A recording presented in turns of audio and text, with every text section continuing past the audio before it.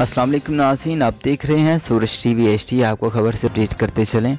SSP operation Saeed Nadeem Abbas का रात गए चाइनीज़ कौंसलेट का दौरा। SP इकबाल टाउन अवैस शफीक और देकर अफसरान हमरा मौजूद। SSP ऑपरेशन का इमारत के अंदरूनी और बैरूनी सिक्योरिटी इंतजाम का जायज़ा। स्पेशल प्रोटेक्शन यूनिट अफसरान ने SSP ऑपरेशन को सिक्योरिटी इंतजाम बारे ब्रीफिंग दी। सईद नदीम अब्बास की SPU जवानों से मुलाकात, अलर्ट रहने की हदायत। चीनी कौंसलेट की सिक्योरिटी पर तैनात स्नाइपर्स गिरदोनवाह कड़ी नज़र रखें। SSP operation Saeed Nadeem Abbas. Chinese consulate समेत लाहौर में मौजूद गैर मुल्की सफारत खानों की सिक्योरिटी मज़ीद बेहतर बनाई जाए। SSP operation Saeed Nadeem Abbas. मज़ीद खबरों और अपडेट्स के लिए देखते रहें सूरज टीवी HD। चैनल को सब्सक्राइब करना मत भूलिए। शुक्रिया।